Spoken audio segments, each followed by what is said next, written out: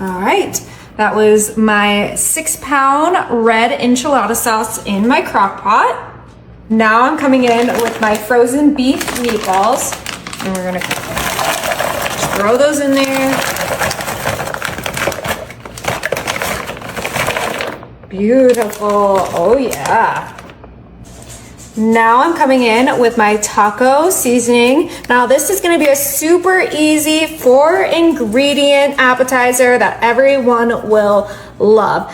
It's great for game day, it's great for the holidays, and they just taste amazing. I love doing meatballs in the crock pot, and this one is gonna be your new favorite. So we added a couple of tablespoons of that taco seasoning in there, and yes, you heard me right, it is 4 ingredients. So we're gonna add our Mexican cheese in there, and then we're gonna give this a mix. Now that's a lot of meatballs, so I am gonna use 2 bags of this Tillamook Mexican cheese. Oh yes. That enchilada sauce smells absolutely incredible, and I think it's just gonna go beautifully with those meatballs, with the Mexican cheese, and we're just giving this a big grand mix. And it is ready to start cooking, and this cooks super quick, one of the quickest crock pot appetizers I make.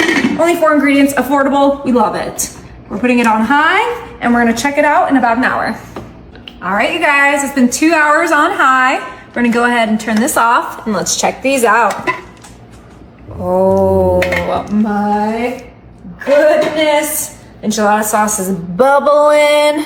It smells incredible. We just gotta give it a good mix. Oh, I cannot wait to try these. Looks so good. The aroma is outrageously delicious. Oh yeah, okay. So you can just put some toothpicks on the side, and then people can just grab a meatball. Just like so. Oh, it looks so good.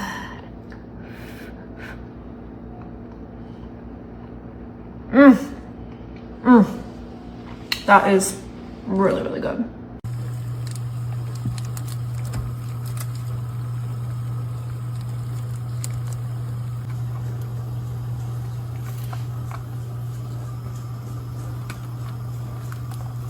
Kids will love this. Parents will love this. It's great for a party. Okay. That chocolate smells delicious. Oh my gosh, yes. What is not to love about some Hershey's chocolate?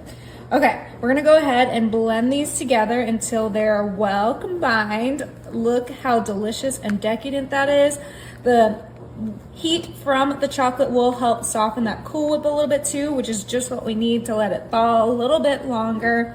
Look how these are coming together. It's gonna be a creamy, chocolate milk color. It's gonna taste amazing, and it's gonna look amazing. Okay, let's go ahead and get these well mixed.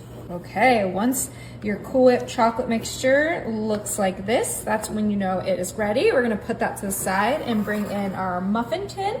I have here some mini graham cracker crumbs that I picked up at Walmart. Not crumbs, pie crusts. I use the crumbs all the time, so I got my words mixed up, and we are just placing them right in the muffin tin just for easier traveling, because sometimes when you put them on a sheet pan or something like that, they slide around. This way they don't slide around, which is why I like to use the muffin tin. Okay, perfect. We have 12 of these. We're gonna bring back in our little mixture, and then we have an ice cream scoop, and we are gonna scoop our mixture right into our pie crust just like so. This is our Hershey's mini pies. Oh my goodness, only 3 ingredients: Cool Whip, Hershey's chocolate, and our pie crust. And you could use a large pie crust and make one big pie. If you put it in the fridge long enough, it will solidify and be a nice big pie as well. But it's so nice for the summer because it's just cooling and refreshing. These are going in the fridge, not the oven. So I love making these for a party, or just as snacks. When I'm feeling something sweet, I can just grab one out of the fridge. But look how fluffy and delicious these look. Yummy. They look delicious. Okay, we're gonna have a little bit left over, so I am gonna evenly distribute this Cool Whip mixture so that we use up the entire thing. quickly just smooth these out so that they look a little bit more presentable. This is optional. If you like how they look when they fall into the pie crust, that is totally okay. I just want them to feel like there wasn't 2 scoops added, like it was just 1 big scoop. Look how decadent these look. They look so delicious. I'm so excited to try them. Just go ahead and quickly finish these off so that they can set in the fridge. Oh my goodness. Look at this mountain one. That's the one I want. Oh, I want all of them. Right? They are gonna be so delicious. It's so easy. Yeah, so easy, too easy. You can make these, you know, in your sleep. All right, I'm gonna pop these in the fridge for 2 hours. All right, so it's been 2 hours in the fridge, and I'm just gonna top these off with a little bit of Ready Whip. Oh, the dogs are gonna go crazy.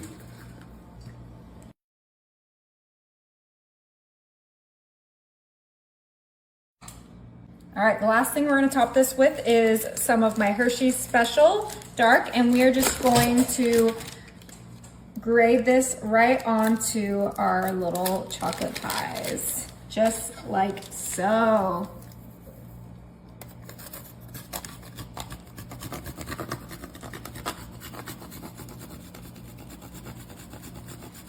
All right, it is time to try these. Oh my goodness, it looks so good. I'm gonna dig right in. Oh, it's thick and delicious. Get some of that graham cracker in there.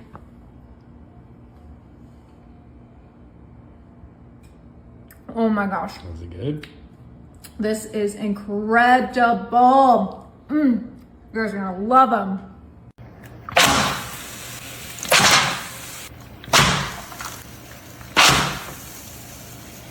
All right, we're starting off with our mini cans of soda in our loaf tins. And these are just our 7.5 ounce. I have a Coca-Cola, a Sprite, a orange Fanta, and a mud root beer. And we're emptying out all 7.5 ounces into our loaf tins. Perfect. Now I'm gonna come in with my white cake mix, and I have 2 boxes that I'm going to distribute into our loaf tins. So half a box per loaf tin. Oh my. You can use whatever soda you like, and you can use whatever cake mix you like. That is the fun of this dessert. Okay, that looks pretty good. We have that first one distributed. Now we're gonna grab our second one. I like to use the white cake mix because it lets the soda really be the star of the dessert. And who doesn't love root beer, Sprite, orange soda, and Coca-Cola? Perfect. Now I have my 2 whisks that we're gonna use to mix this all together. We wanna make sure that it becomes a nice fluffy cake batter in our loaf tins. Now you can obviously mix this all in a bowl and it'd be a lot easier, but that's not the way I do things. I like less dishes. I like the convenience of it all being in the loaf tin, and I'm gonna make sure that this gets done super fast. All right, and we got these all well mixed. It only took a second.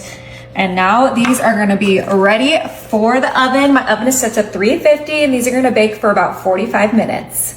All right, so we took out our cakes and they are cooling on the side. I have here a large bowl because we do need to make a topping for our cakes. I'm starting off with 16 ounces of Cool Whip. I have a cute little Disney spatula that I'm using to mix everything up, and we're gonna make sure to get all of that Cool Whip out. I did let it thaw for like an hour on my counter, but let's get all of that delicious Cool Whip in our bowl. Yum. Now I'm gonna come in with 1 family size package of my instant vanilla pudding. I wanted something that would go with the Coca-Cola, the Sprite, the Fanta, and the root beer, and I just thought vanilla would be the best option. But you could also do a cheesecake pudding, you could do a white chocolate pudding, they have a French vanilla pudding, you could do any of those. And we're gonna go ahead and mix together our pudding and our Cool Whip so that we get a delicious vanilla topping for our soda cakes. Yum. All right, this looks perfectly mixed. Now we can go ahead and grab our cakes.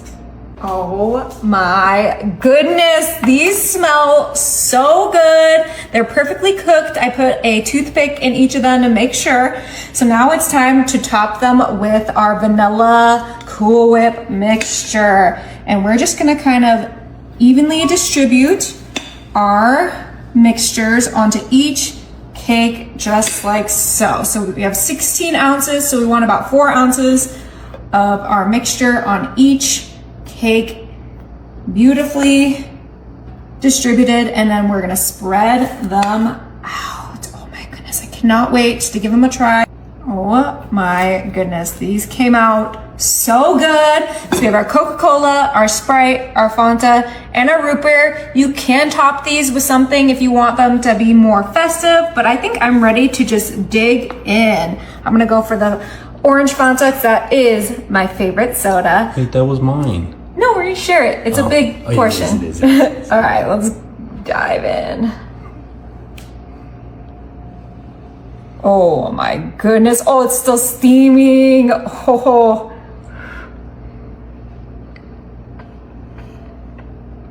Is it good? Wow. That was probably the easiest, tastiest dessert ever. Oh my goodness.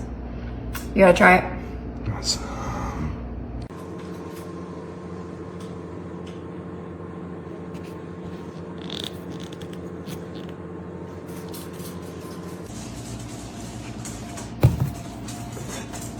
All right, we're starting off with 1 cup of our lemon frosting in our large bowl.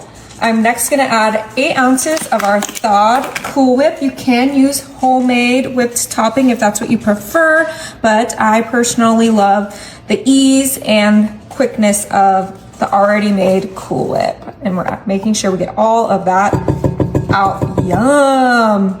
And now we are gonna whisk these two together until they are well combined. That frosting smells absolutely incredible. Now you can use whatever flavor frosting you like, but I think lemon is perfect for spring and summer, so that's why I chose the lemon.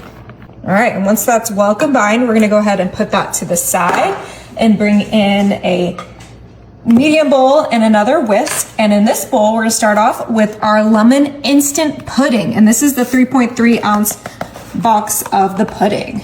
And now we're gonna measure out 2 cups of our whole milk. You can use whatever milk you like, just make sure it is cold, because this is what's gonna make our pudding thick. And we're gonna put that whole 2 cups into our pudding mixture, grab our whisk, and we are gonna whisk this together until all of that powder turns into liquid, and then that pudding starts to set. Looks like it's mixed well enough. We're just gonna let that sit so it can thicken up. All right, and this pudding is set. So we're gonna bring back our large Cool Whip frosting mixture, and we're gonna add our pudding to our Oh, look at it just slide out. Cool Whip. Oh yeah. And we have a large spatula so that we can just fold in that pudding mixture into our Cool Whip mixture. This smells like there is a lemon pie cooking in the oven. It smells so decadent, so rich, and it's gonna be incredible. All right, now this is ready. Plop that to the side, and look what I found at Walmart today. A shortbread pre-made crust. Wow. I usually make this dessert with a graham cracker crust, but I was so tempted by this shortbread that it won my heart. And we're just pouring that whole mixture right into our pie crust. Velvety smooth. Yeah, it should fill up all the way to the top. Ooh, it looks like we have a little bit of extra. You can kind of just serve those in parfaits if you want to. And then we're just gonna kind of flatten that out. Now we have one more finishing touch before this goes in the fridge, and that is just a little bit of lemon zest. Just adds a nice little pop of color. People know exactly what flavor they're getting, and it tastes amazing. Oh my goodness, that looks absolutely stunning. Okay, so this is gonna go in the fridge for at least 4 hours to overnight. All right, so I actually ended up popping this in the freezer so that it could fully solidify, but this is ready. So let's go ahead and cut a slice. This is gonna be so delicious. I definitely recommend putting it in the freezer instead of the fridge. That is the way to go for this easy, no-bake lemon pie. Go ahead and grab our pie.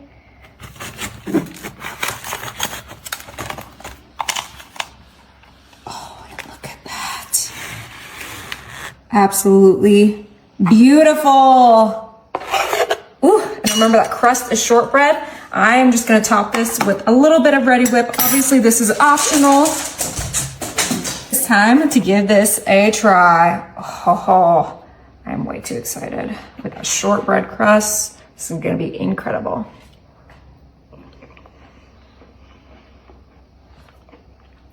Wow. Wow, wow, wow, wow, wow.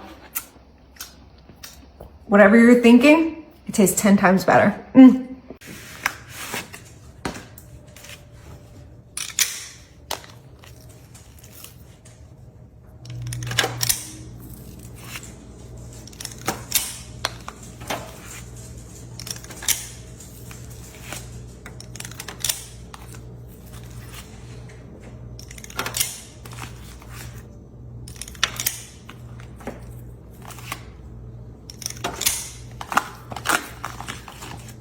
All right, so that was just some Bob Evans mashed potatoes, and now I'm gonna take a little spatula and I'm just gonna press this down and make sure that you kind of have a nice little thin layer of mashed potatoes all on the bottom of your little mini to-go containers. Today I have such an amazing lunch for you, and it is gonna be so fast, so easy, and everything's practically cooked. Come in with some whole kernel corn.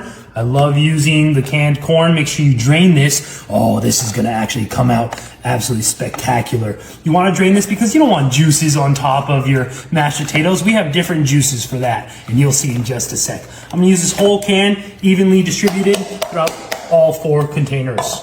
Oh, here comes the fun part. Oh, and here it comes. Chicken, not only chicken, popcorn chicken.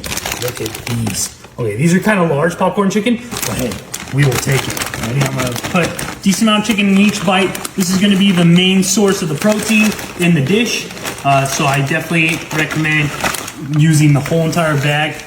Perfect, evenly distribute that chicken. If you have a favorite child, hey, what are you doing? Thank you. If you have a favorite child, you can put more chicken in theirs. All right, look at that. And this is just at Foster Farms. This is gonna be 1.5 pounds. You can do 2 pounds if you want, if you love chicken. Coming in with some Heinz brown gravy. I'm using brown gravy. I would recommend other gravies as well, but brown's just always the best. And I'm just gonna pour this right on top of that. Ooh, this looks amazing. Look at that, wow. And all these flavors are gonna completely engulf each other, and it's just gonna, come out absolutely delicious. And we're almost finished here. It's that quick, that easy. Let's put more gravy everywhere. We wanna use this whole entire container. For all you recipeers out there, it's 12 ounces. And on top of all that lusciously delicious gravy, I'm taking some mild cheddar. These are super thinly sliced. Look at this, super thinly shredded. Oh yeah, and you want to put a decent amount of cheese on here. You can choose whatever you want. You can have any cheese that you want here, but I think cheddar is just a classic, and Kraft makes an amazing cheddar. And there's actually, it says there is a no hormone in here, RBST hormone in this cheese. So I highly recommend that, because that sounds good, right? I like being healthy. I don't know too much about all that health bio stuff. All I know is deliciousness. And I'm gonna put extra cheese, please. So don't worry, honey wants some cheese. She is yelling for cheese. She's yelling for cheese. I'm just gonna deck this out with cheese. Cheese, cheese, cheese. Cheese. Are you cheesing? Yeah. Let me know in the comments below if you're cheesing about the cheese. Now I'm taking some buttermilk Grants biscuits. I love using the buttermilk here. You can use the butter better tasting one, but I definitely recommend not. Oh my gosh, I hate when this happens. This just means I need to punch it harder. Ah, there we go. Look at this. This is actually gonna come out amazing. So you need 8 of these here, so hopefully we do have 8. And I'm gonna take this and just place it right on top. Just 2, that's all you need. 1, 2, and that is just gonna completely make the dish something that you've never seen before. Oh, and never tasted before. Do we have enough? Yeah. Oh, there's a perfect amount of 8 biscuits in here. Oh, it's like I planned it. Oh, look at that. And literally, it's simple as that. Now, you can do a butter wash on here, but I have my oven set to 350. I'm going to cook it in there for probably about 35 minutes. All right, these look absolutely fantastic. Now, they are a little hot, so I do want to try a bite, but I'm going to use my hands like this. Oh, there you go. Just wait until it cools down a little bit, and then you can kind of serve it to people. Oh, look at this. Let's cut into that biscuit, get some of that gravy, get some of that chicken, that mashed potatoes. Oh my gosh, look at that steam just coming right off. Oh my gosh, look at that. Make sure you blow on it. It's going to be extremely hot. I'm using an oven mitt to hold it.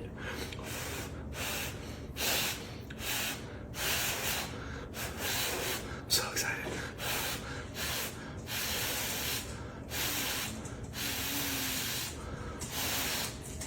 Enjoy.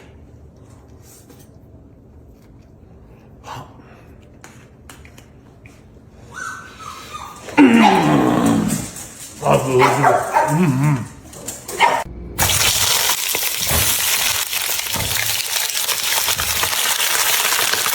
gonna bring in my diced onion right in there, and my diced red bell pepper right in there. And that was a little bit of olive oil to begin with. Let's go ahead and cover this up on medium heat and let that steam. All right, it's been 12 minutes. Let's take off our lid. Ooh, those look absolutely incredible. We're gonna bring back our tongs and we are going to peel the skins off of our tomatoes. They should come off super easy, just like so. All right, it's time to season this up. I have some onion powder. I'm gonna season this heavily because that's a lot of tomato, a lot of bell pepper, and a lot of onion. And that onion looks like it's cooking up beautifully. Next, we're gonna come in with my favorite, some garlic powder. You can do fresh garlic if you prefer, but I would suggest adding it when you add the onion. Oh my goodness, this smells incredible. We have some cumin that we're gonna add to this. You wanna make sure it's extra seasoned. This may seem like a lot, but it really is not. I'm gonna add some freshly ground pepper. And this one I am gonna go heavy-handed because the pepper just really brings all of those other seasonings together. Last but certainly not least, some Himalayan salt. Oh, beautiful. All right, now we're just gonna come in and start breaking up those tomatoes. Now that they're fully softened, this is gonna be super quick and super easy. And we can kind of just mix in those seasonings, those onions, those bell peppers. This is coming together so beautifully. You can even kind of use a better tool than I'm using, but this is gonna be good. All right, look how beautiful those tomatoes just fell apart.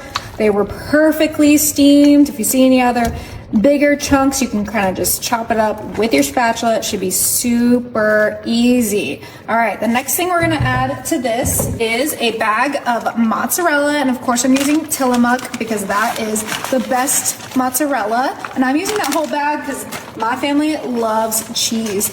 And we are just gonna mix that in until it gets nice and melted with those tomatoes, those onions, those bell peppers. Keep on crushing up those tomatoes. We want them to be smashed.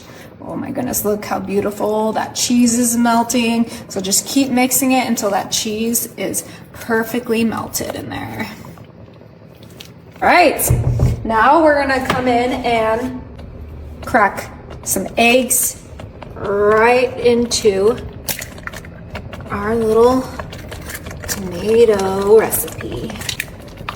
2, 3, 4, 5 eggs right in there. And now we put our lid back on and let that steam. All right, it's been 15 minutes. We're gonna go ahead and turn off our stovetop and let's check out those eggs. Ooh, they kind of disappeared in there, but they are ready. You can tell right there. So we're gonna finish this off with a little bit of feta cheese. This is optional. I just think it adds another layer of flavor into that, and you can just sprinkle that right on. You can add as much or as little as you like. Now, to kind of brighten things up, I am going to add some fresh parsley, excuse my feta fingers, and we are gonna place that right on top, and look how gorgeous that is. That's exactly what we wanted. I think I added a little bit too much mozzarella, but that's not gonna hurt anybody. We're gonna bring in our toast, and it is time to dig in. Oh, look at that perfectly cooked.